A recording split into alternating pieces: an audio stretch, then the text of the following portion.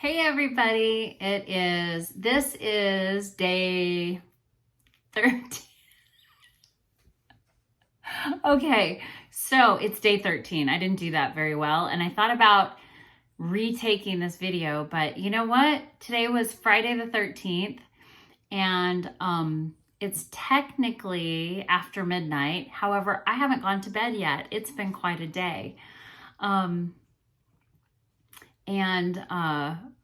But I did my writing yesterday, and I'm still doing my writing today for day 13.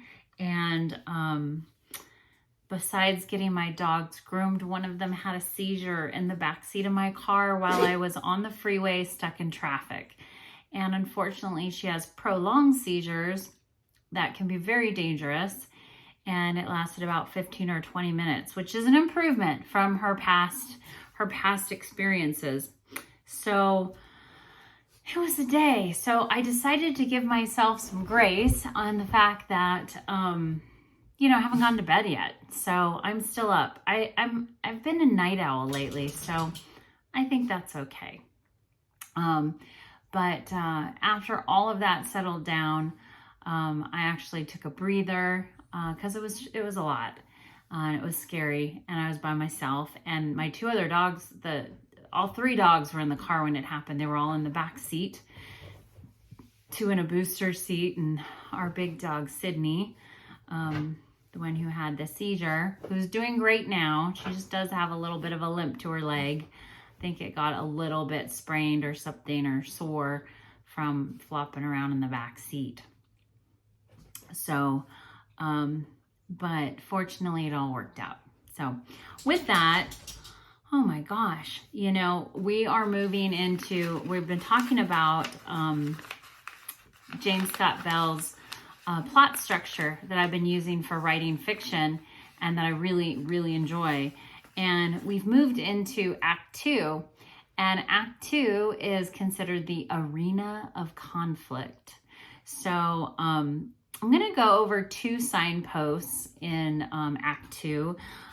There's a total of 4 because they're big ones. So the first 2 are called a kick in the shins. Number 6 is a kick in the shins.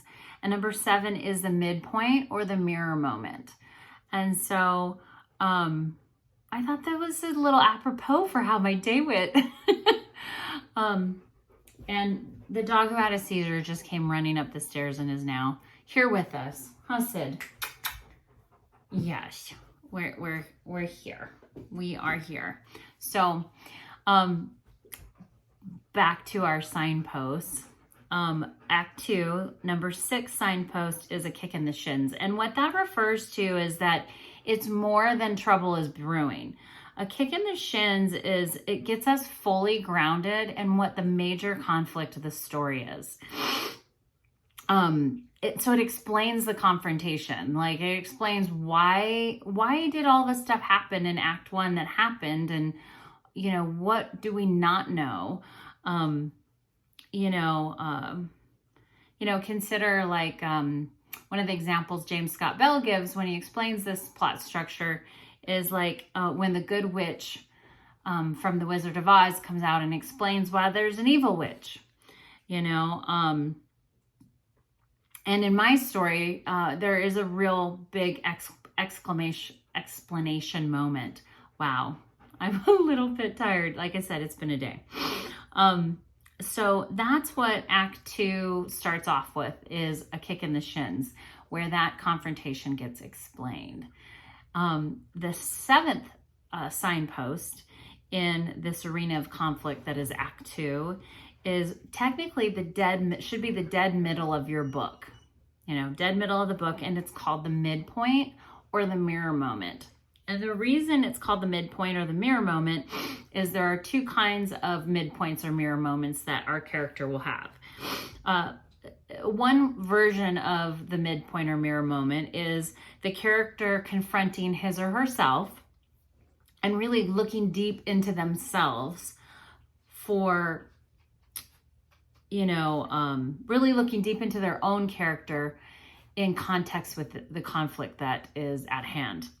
The second type of midpoint or mirror moment is a realization or a breakdown.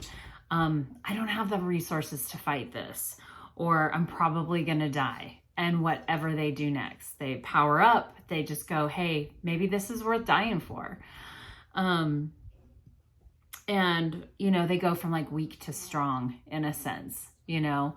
I'm sure you can think of many movies where at the middle, they're like, okay, like buckle up, here we go. You know, so that's the midpoint or mirror moment. So we're deep into the arena of conflict and Act 2. And just to give you all something to think about, if you're writing fiction or writing some other sort of fiction, not necessarily a novel, but it's just a good way to map out how your characters are interacting with the story and the conflict and action that is coming through. So I hope you had a great day, and I hope if your day didn't go the way you thought it would go, kind of how mine was, that you gave yourself some love and some grace and acknowledged once again that you did the best you could do. So have a great night.